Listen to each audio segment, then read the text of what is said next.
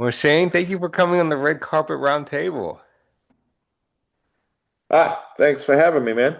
You're very welcome. Can you dig into what got into the entertainment industry? Sure. So back in 2018, I was a Tucson police officer, and my coworker invited me over for 4th of July. So I went there and I met this guy named Danny Ray. And Danny Ray does Western wardrobe, and he ends up on a lot of sets of music videos and movies and stuff like that. So I was intrigued by it. And he's like, well, why don't you come out to audition? We're doing an independent horror film and we're having auditions. So he convinced me. I went, I auditioned. They ended up giving me a lead role in it. And my first day on set, I just fell in love with it and wanted to do more of it. So I hit the ground running, got involved in every acting class and school and independent film and student film and every project I could get involved in to build up my experience, figure it all out, and get and just try to level up. That's an amazing journey, becoming a police officer and then becoming a producer and actor, and here you are in the entertainment industry. Um, I want to dig into is yourself being a producer. Is what's your typical day as a producer? How do you ha manage your life going? Behind the scenes and being on the scene as an actor if you have an opportunity doing that.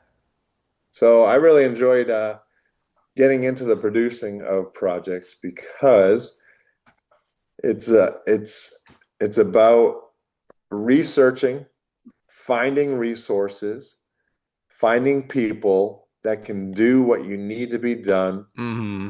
and managing all that, negotiating contracts. It's a lot of work, but it's very challenging and rewarding at the same time. And what does typical day look like for you as a producer, and what parts of the job might surprise the people? Hmm. So, a day in the life of a producer is just constantly communicating via all kinds of forms, whether it be Facebook, Messenger, Instagram, phone, text, email, you name it, WhatsApp.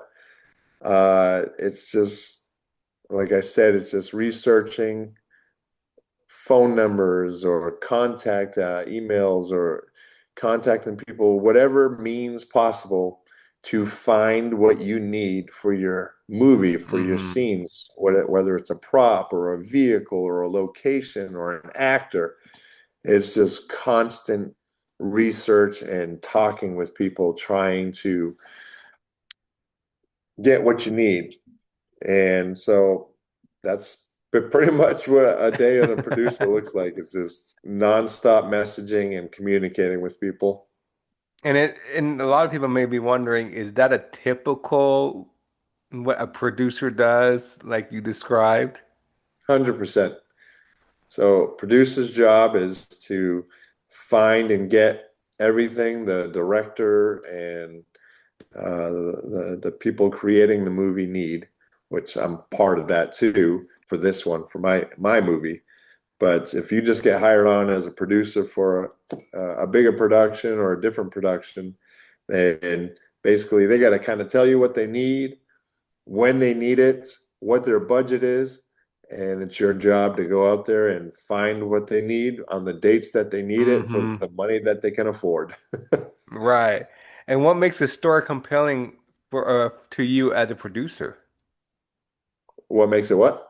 The story compelling to you as a producer. What makes the story compelling? Yes. Uh, uh, well, for me, the things I've produced are kind of things that I've worked with people that I've met along the way, where we've collaborated and agreed upon what we wanted to make. I like working with people who are wanting to make projects that push the envelope, go the extra mile, do cool special effects, do stunts, things like that. I'm very action genre kind of guy, so I love anything that has to do with action and stunts. The like my buddy and my Colton and I, he needed a fire stunt, so I got to do a fire stunt, find him some stunt people. He needed a female also, so we found a stunt person and a stunt coordinator for fire, and we got lit on fire and added that to one of our movies. So That's really that's the kind of awesome. stuff I like doing. So that's Doing what makes stunt. things compelling to me is like, what can we do to Right. add production value to this film and give people things that I feel they enjoy seeing Mhm. on the project on the big screen. Right. Doing stunts is so much fun. It really is. I heard it can be challenges, but it's fun. Yeah, I've always been an athlete. I've always been athletic, always into physical fitness, and I'm an adrenaline junkie, I call myself. So I got the need for speed, right? So um, so yeah, I really enjoy it. I really Right. do. I really enjoy doing stunt fighting, the stunt And driving, the you're wire work, all of it. I love right. That's amazing. You're probably used to it as being a former police officer. So, and again, thank you for everything you've done for your community. It means a it. Yeah. lot. Um, Yeah, I'm still doing it. Um, yeah, it's been a crazy ride, man. Since 1993 is when I joined the Army as a military policeman, and I'm still chugging along doing it. well, we appreciate your service. Thank you. Yeah, my pleasure. Of course, you were in a couple of movies or TV shows. You can correct me, but what's out of all the roles you played, which one was your favorite, and what was the most challenging role, and why? Mm. Oh, well, I mean, I have favorites on different levels just because um, this industry is you never know what you're going to get basically in this industry. So on different levels, on different for different reasons, I have my favorites. Like last year, I did a cool project called VHS. It's Hmm. a horror movie series, and I got to play this cool creature that they had to do all this special effects and prosthetics on me and turn me into this cool creature. And it's a horror movie, so I'm swinging an axe and killing people and chopping heads, and so that was fun because of that.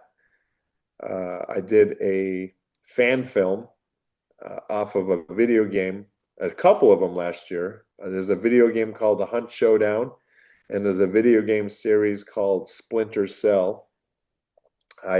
I've played those games a lot, so I got with some filmmaker friends of mine, and we just did a couple short films on that. And what was cool about that is I get to incorporate what I wanted because I was in control, right? So I get to incorporate some cool stunts, some wire work. So picture this, man. I'm in Phoenix, Arizona, and we are rappelling out of this five-story building out this window. Citizens are just walking down the street, and this is not the best area. So, we got tweakers and stuff walking down the street, just looking up, seeing this guy coming out of a window, just rappelling out of this window, and that's me. And like that's the kind of stuff that's so much fun for me, and it gets put into a movie, and it looks cool. Um, so that was cool on that level for that reason. I've got to be in a couple finales of popular TV shows like SEAL Team, Better Call Saul. So, being in law enforcement for over 30 years, obviously I've arrested a lot of people, but one of my coolest arrests was arresting Saul Goodman from Better Call Saul. The actor's name is Bob Odenkirk. He's a legend in the industry. He's been around for 40 plus years. Um, so getting to arrest him in the finale of Better Call Saul was pretty cool. That's And amazing. I It's mean, kind this of industry is just so weird, man, because before I got into this, I never thought I would be an actor, never wanted to be an actor. It just all fell into place and it happened. But by getting involved in this, I have worked and met people I never thought, one, I would ever meet, but two, now I'm working with them, like Will Smith, Kevin Hart, Wesley Snipes. Like, are you kidding me?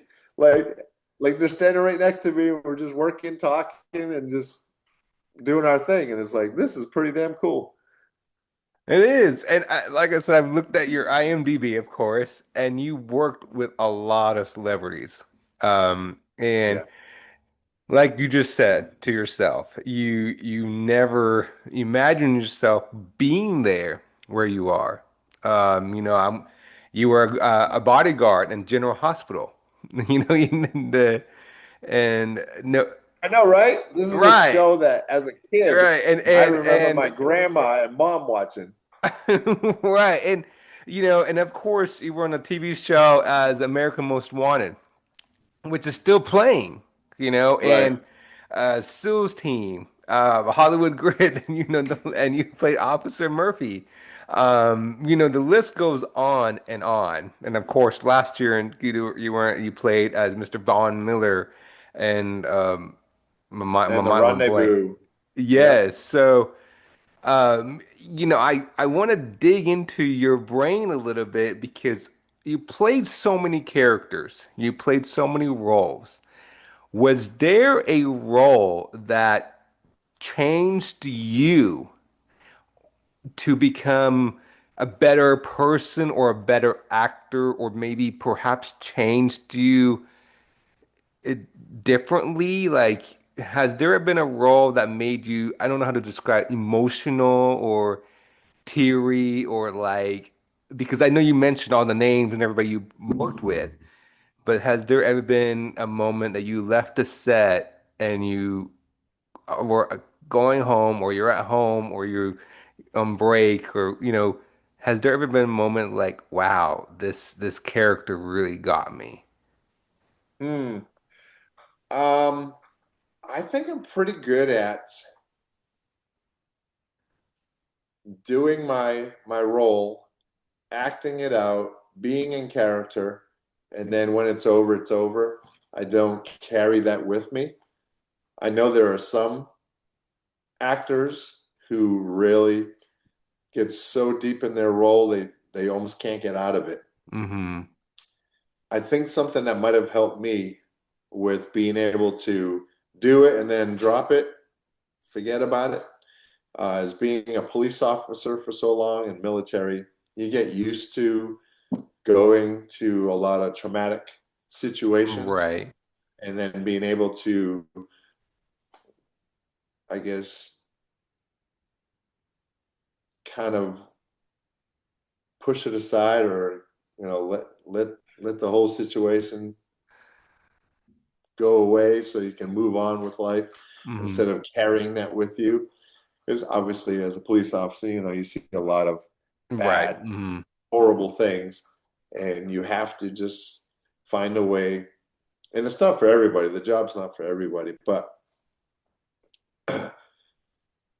the people that do it, you have to find a way to be able to deal with it and then forget about it.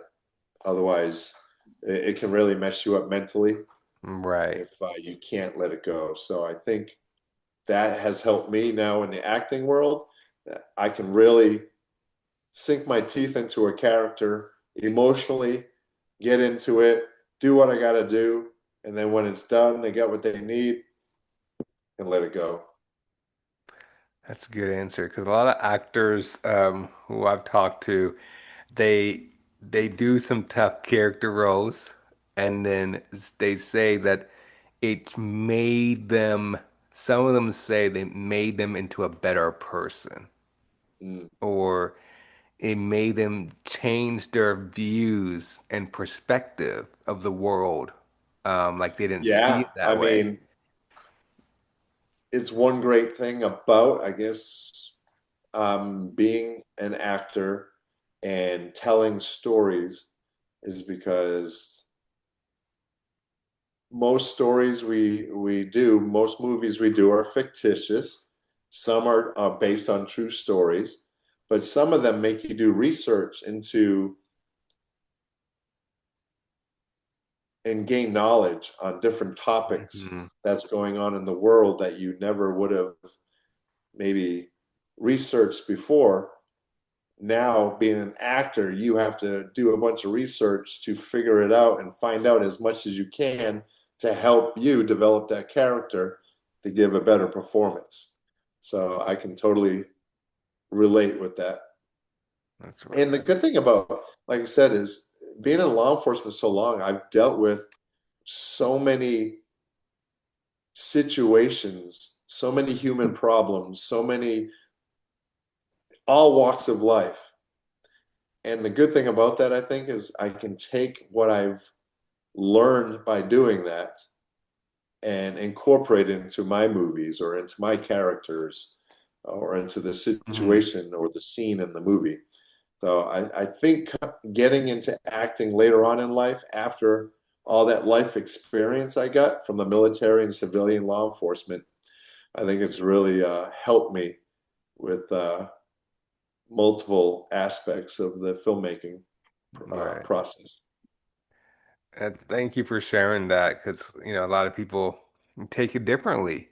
Um, and some it takes them a moment, or some have to step outside to get fresh air because some of the roles they play, it really hits them. Mm. Female or male, like they're tearing, they're crying and bawling, my English, bawling, and they're like, okay, even though you say cut, you can tell this actor or actress is still in character, and you're like, okay. And then they're like, I need to get outside and take a fresh air because it's like, whoa, this role or this me as being this character gets me. Hmm. And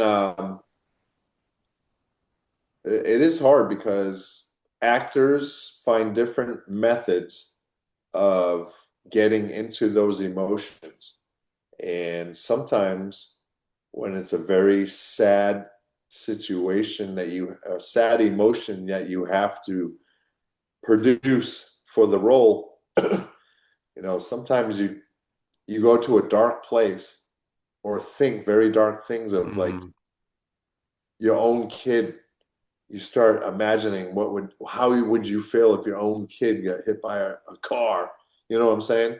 And I've seen actors, and I've done it myself, where you do think about how would you feel if this was your kid, and now it really breaks you down because this is your own kid that you're thinking about. And I've seen some actors definitely need time after the scene to kind of recuperate from it.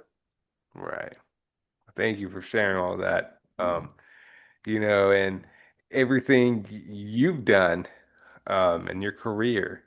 Um, a lot of people may be wondering, so I'm going to be honest. Do you regret becoming an actor and producer? Do you wish you were still continuing as yourself being a police officer, or are you happy you went this direction, if you mind me asking? Because a lot of people must be curious, being a police officer, like you said, you never imagined yourself being an actor or producer, and here you are working. By the way, you just mentioned, and I'm surprised you name all the people you just said, Will Smith, and the names continue. As yourself, you're imaginary. I'm like, goodness, I was a police officer. Now did a 360 and working here that I never imagined myself be. For yourself, if you could go back in time, I'm being honest, would you start over and decided, no, I didn't want to be an actor, or I would not take this direction? Or do you feel like this was, because I'm a believer in God, I'm a believer in Jesus. So do you believe this was an answer from God to help you go to another direction? So for me, I feel like everything happens for a reason. Uh, sometimes in your mind you think you want one thing, but then something else happens, and that one thing you thought you wanted doesn't end up happening, but something else happens that turns out to be a great thing for you. I accept what happens in my life with open arms and believe it happens for a reason. I wasn't meant to be an actor early on in my life. I was meant to do what I did, and everything just really fell into place for me. I I went to high school. I went to a vocational high school to be an electrician. I was I was set to be an electrician, man. And then my senior year, an army recruiter was like, "Hey, you want to join the army?" I was like, no." And then he did his job. He convinced me to join. And why I chose law enforcement, I don't know. I just did. I was like, make me a cop.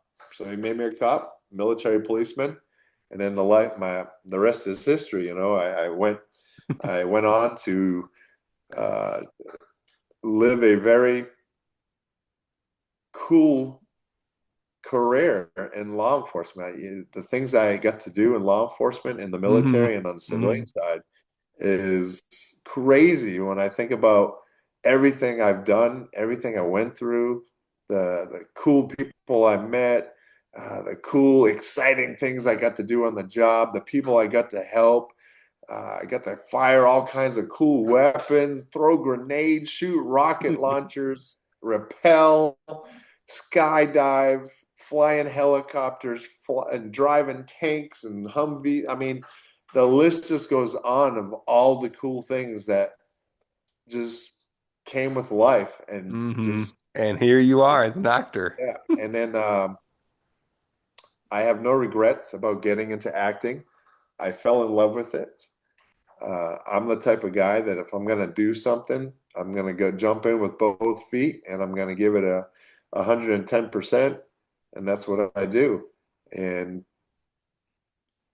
you try to learn the industry or whatever job you have, you try to learn the best you can, get as much information as you can, and just move forward and give it your all and try to do the best you can. So I have no regrets of what I've chosen to do. I think it's happened for a reason, and it's been challenging. It's been rewarding. It's been overwhelming at times, but I'm making it happen. I'm 95% done with my own feature film right now called Her Monster.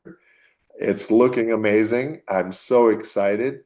And the coolest thing about that is bringing hundreds of people together through the process to get this movie done. Like you can't do this alone. You gotta you gotta be able to work with people and work together to get this done. And I've met so many amazing, hardworking, talented people along the way. It just blows my mind. Like we filmed for 13 days in a row out in Phoenix and Globe, Arizona in August, September for this film. We worked overnight because it was a nighttime kind of movie, so it had to be dark. So we filmed at night and we were probably doing like 12 to 14 hours a night and then not really being able to sleep because we're all on a day shift schedule, but now we're working nights. So you get like 3 hours sleep and then you're doing it again. I have never been so exhausted after those 13 days in my life. That was the hardest thing I've ever done. And I've done some cool, hard ass shit in my life. Um, I've been to boot camp, army boot camp, all kinds of military schools, law enforcement schools. I've been to some cool, hard shit, and nothing was as exhausting or as hard as that 13 days of filming for my movie. And it wasn't me alone. I Hmm. had a team of people doing that.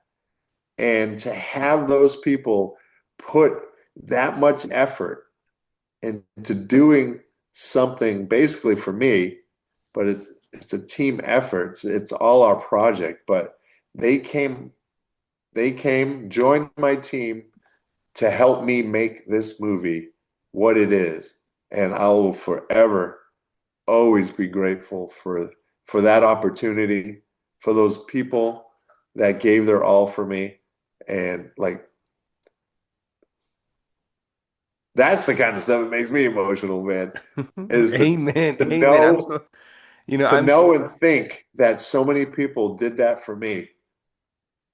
Like I will never be able to, I feel, repay them for what they did for me. Hmm. But they all have a brother for life out of me. Like they shoot the bat light up in the sky, I'm there for them. Like for them to do what they did for me just blows my mind. Well, absolutely amazing. I'm so proud of you. And when is that going to be released? I was actually going to talk to you about that, but you mentioned it. So when is that going to be released?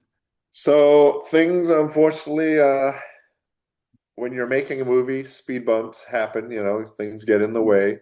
Things don't always go your way. And so it took a little longer than I was hoping, but we have a pickup shot on the 21st, a pickup shot on the 31st of January. We then will be 100% picture lock. Then I send it to the sound design guy, the colorist, and they said they need about 5 weeks.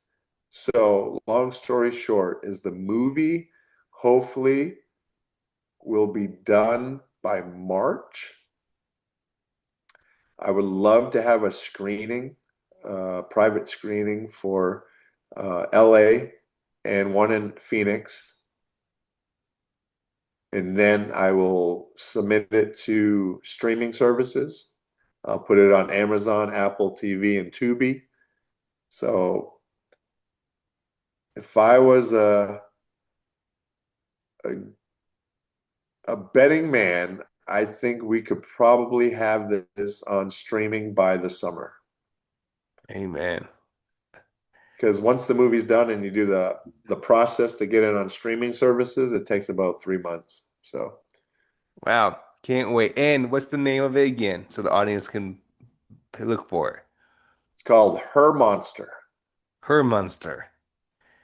All right. Everybody needs to pay attention. Stay close to it. It's coming out soon. Yeah, I think you guys are gonna love it. It's a cool story, great performances, great actors.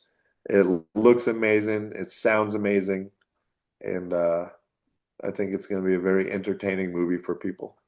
And can you tell a little bit details about it? Sure. So we actually back in like 2021, I did a short concept film with some filmmakers in Phoenix called Her Monster. The concept then was basically about a girl who has a monster living under her bed, and she's abused and beat up by her stepdad, and the monster comes to her rescue in the concept. So in the feature film, it has evolved into now we have a teenage girl who is from Japan, living in the United States. Her dad, who was military, moi, died, and her mom ended up getting with this new guy who is kind of a creep and a hole and abusive towards her, and she's kind of lives a emo life. She's a cutter, all this good stuff. So, long story short, is there's some Japanese lore. There's a pendant. The pendant is the monster in there, and it comes out when she's in fear for her life and they've caused her to bleed, nosebleed, whatever, a cut. The monster will basically come to her rescue and take care of business. And being a psychological thriller horror film, there's going to be some cool kills, there's going to be blood and gore. So That's it's not a absolutely little kids movie, but it's right. definitely a teenage adult type Hmm. movie. That's absolutely amazing. I'm from Japan. So, Oh. Dude, I just Yes. went there last April for the first time for 20 days.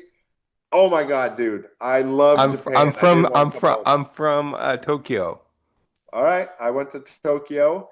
I was there for a few days and then we traveled all over, man. We went to Takayama, we went to Kyoto, Hiroshima, Osaka, a couple other places, and we did the bullet train. Oh my God. I loved it. Well, I'm glad you love Japan. I hope you go back. I definitely want to go back. I want to go over there and film. Um, but Yes, I would love to. So, everybody must be wondering before because they're going to really look for it. Could you spell out her monster for everybody who, because I know they must be wondering. They want to make sure they're spelling it right because, hey, yeah, her everybody's going to be monster. looking for it. Yeah, it's her monster, Her, her, and then monster, Monster. Okay, everybody pay attention. It's coming out. And you Japanese can go slash to my colloquial. you can definitely follow me on my Instagram. We have a Instagram page for the movie called Her Monster Movie. Yeah, Well, thank you for sharing that. And by the way, I'm glad you enjoyed Japan. I hope you go back soon. Um, I'm definitely going back. I have 6-year-old twins, a boy and a girl, and they're actually enrolled in a Japanese school out here in California on every Saturday, so they can prepare for us to go back. It's funny. You ask my you ask my twins what's their favorite part of Japan. What was their favorite thing of Japan? They say 7-Eleven. yes, our So 7-Eleven in Japan is totally different than in America. You can go in there anytime, 3, 4 o'clock in the morning, midnight, just get a snack, ice cream, voila, you have your meal. So, yeah, for people watching, listening, uh, the 7-Elevens are a whole nother level. Like you said, you can get meals that are ready to go, a and whole they meal, sell like gloves and hats and everything. whatever in the Yeah, winter. Oh yeah, you're set. You are yep, set. So, so I'm so happy. Definitely go back, please. I can't wait. And when you make a film in Japan, be more happy. yeah. Everybody be happy. So you'll enjoy the opening of our movie is set in Japan, back in like the samurai days, like the 1600s or whatever. And we were looking all over California for a place to kind of look like Japan, and it was really hard, man. We found a couple Japanese gardens and stuff. We were hoping to rent them, but they were being so difficult. But we ended up finding a location in Santa Clarita out in some woods with a little old hut that we got to use. And with some set decoration, we made it look, old school Japanese. And we found this Japanese samurai team that they go around LA and they put on presentations, events. They teach people how to, use the katanas, the hmm swords and stuff. Like they're a legit team. And so we got them in my movie in the opening, and there's a big fight scene between And King are they Charles called the and Japanese samurai team? a samurai team. Is that what they're called? Japanese samurai They team? actually go by, I'll tell you. That's so cool. I'm so proud you found those and made opening of that. Um, thank you for sharing that and See what are they and called? I was just so happy. So Yeah, I'll get back to you on that one. I forget the name of the team, but no, you're okay. You're okay. Thank you for sharing that. I'm so happy you got to find yeah, it was them. And cool because the Japanese actress we have in the opening of the movie, she was the one that was like, "Hey, reach out to these people, and maybe they'll be interested." And they were. They were totally interested in helping out and being in the movie to make it look legit. And they had the real costumes, real swords, and they looked totally legit. So well, congratulations. I'm so happy for you. thanks. I really am. I can't wait for it to come out. I really can't. Um, if you could go back to a 10-year-old Shane, what would you tell yourself?